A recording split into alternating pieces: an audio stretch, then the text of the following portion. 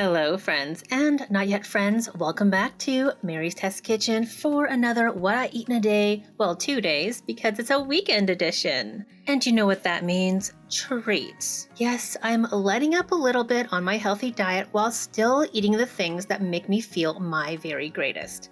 This morning, with something a little bit different or kind of a throwback, I'm back to the smoothies, starting with ice cold water as my base. Then I've made this coconut yogurt, a few spoons of that, and just a couple small handfuls of blueberries and raspberries. And if I had it, I would have added ice, but I did not think ahead. Then a little bit of protein powder. This one's actually salted caramel flavor. It's pretty good. And a little bit of cocoa powder for the chocolatiness and also, well, a little caffeine. And you guys know I love to front load my day with like my vitamins and minerals, so I don't have to think about it later as much.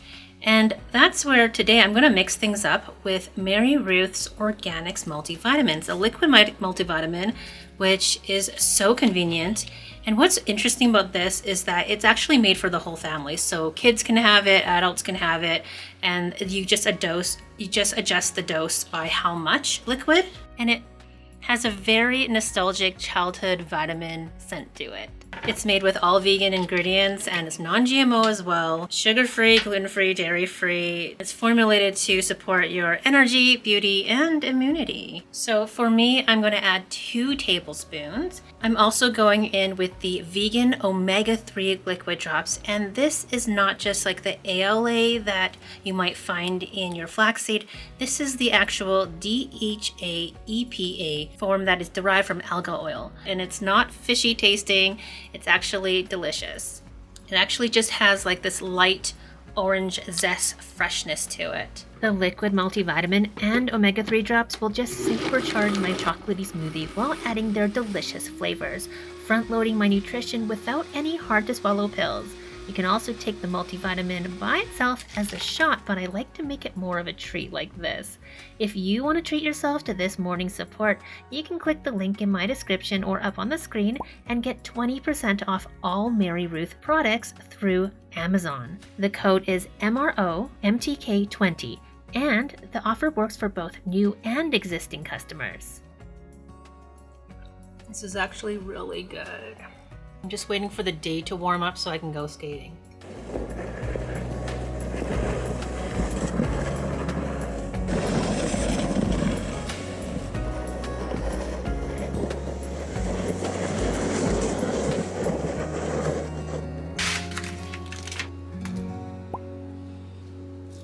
After snow skating, a cozy, protein-rich meal is required.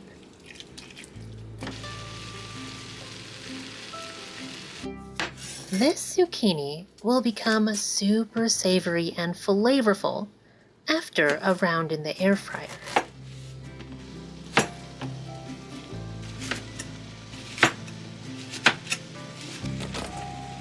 But first, some orange bell pepper, some olive oil, garlic powder, onion powder, white pepper, and salt.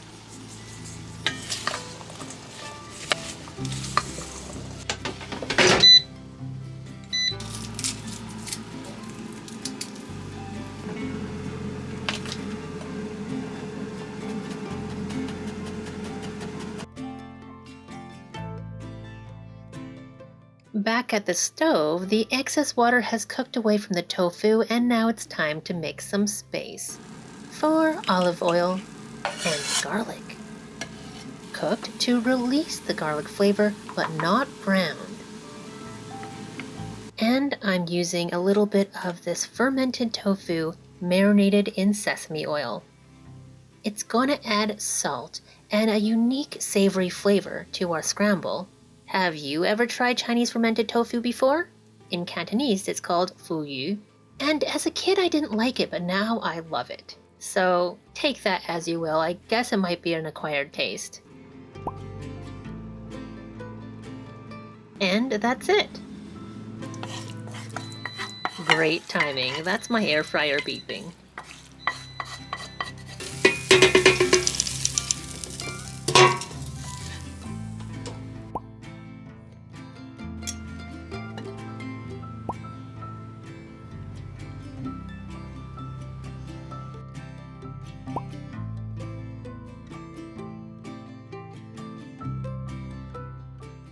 The zucchini hash is sweetly roasted and the caramelization makes it all the more wonderful.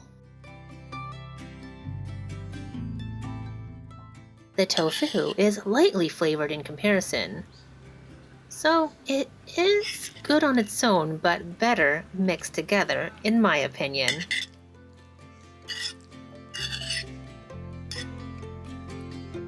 Very delicious. I'll finish in private. Soon afterwards, I want to test an idea I've had for a while.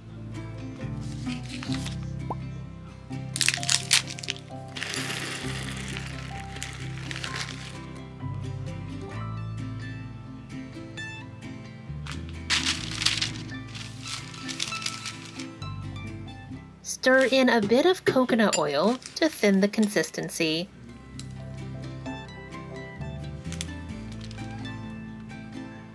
And then spread it on parchment paper.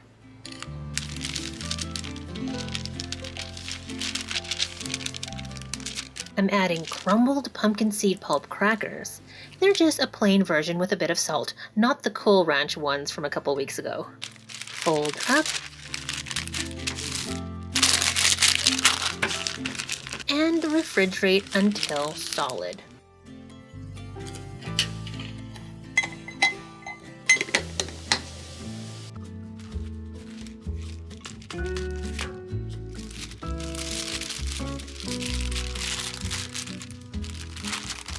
Lo and behold, I should have done this sooner. It looks so good, right?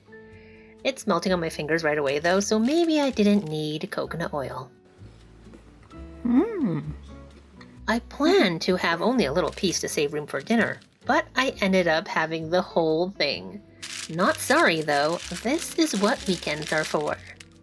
So the next day, I'm back on the smoothie game, similar to yesterday, starting with water. This time though, I did think ahead and made ice.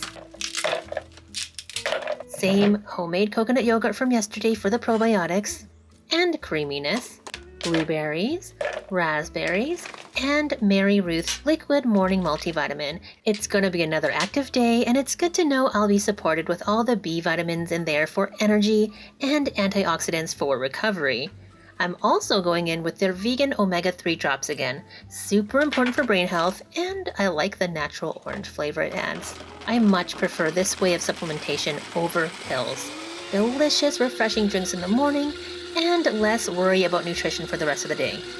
Apparently, I'm not the only one, because the liquid morning multivitamin is going viral on TikTok right now, so don't be surprised if you go to the website and it's sold out. However, I did find out it's still stocked on Amazon, so you can still grab it there. And don't forget my code to get 20% off all Mary Ruth stuff. Yep, nailed it. My smoothie game may be improving, but I think my longboarding skills are backsliding a bit. Too much snow skating lately, not enough longboarding. What can you do? To make myself feel better, I want to make one of my favorite recipes, Nashville hot tofu, but make it low carb. My tofu is still kind of frozen, so I put it in water to defrost a little bit more.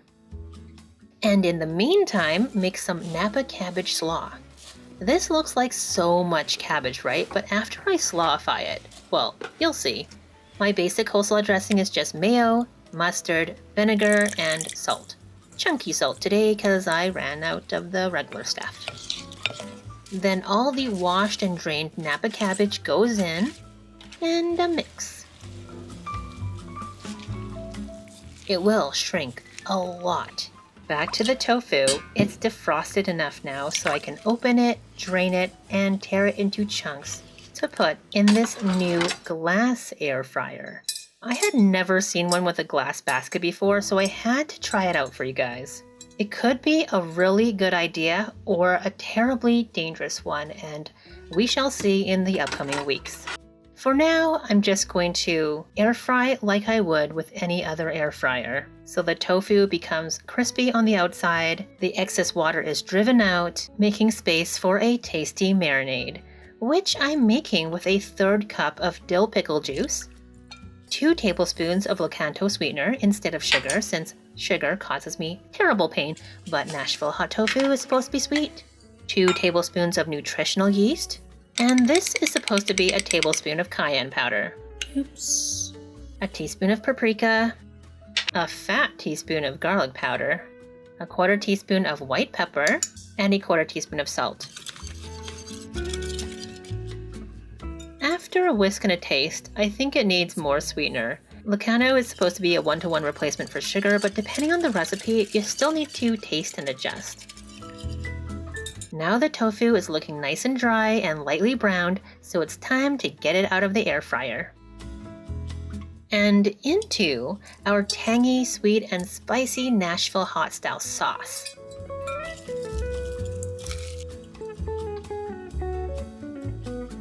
After soaking up all that flavor, it's time to go back in the air fryer.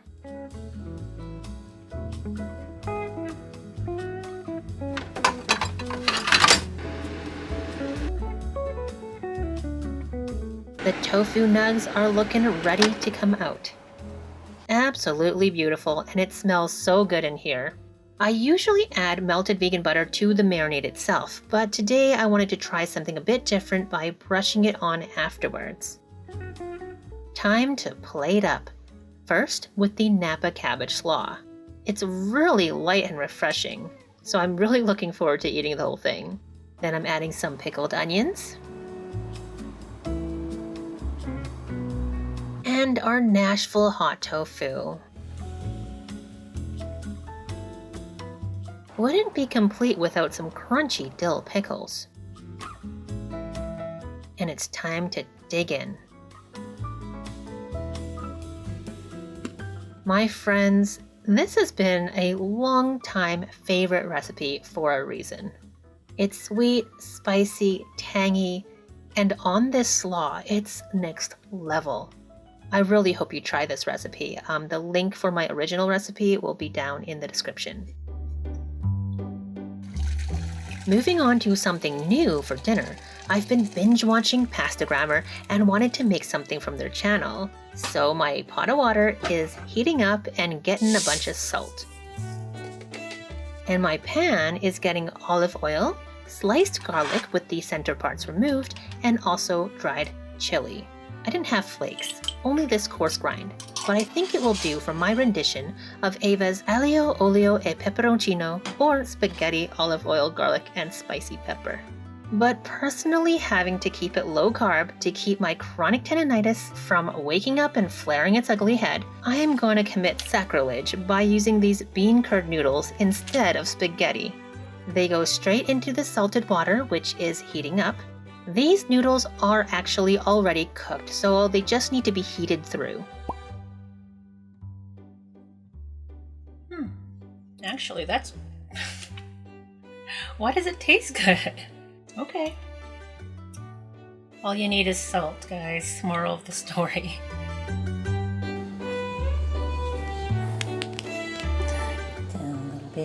The nice thing about these bean curd noodles is they can't really be overcooked. They'll get soft up to a point, but will not get softer. Okay, I think that's hot enough. And finally, the olive oil, garlic, and ground chilies can get heated up, just until the garlic is fragrant, but not browned. Then off with the heat, and in with the bean curd noodles. I can imagine Italians everywhere cringing, so I will not be calling this pasta, just like pasta inspired. But surprising even myself, it is pretty darn delicious. I honestly was not expecting it to be this good. For all my low-carb friends, this is a real winner. And just to make it sparkle, I'm adding some fresh lemon zest and a little squeeze of juice from that lemon as well. And it's even better. I am extremely blown away by this, and I think it's going to become a weeknight staple, actually. It's so quick, easy, filling, and tasty. So what did you have this weekend? Let me know in the comments below. I hope you got some ideas from this or just some entertainment. Let me know if you have any requests, and bye for now.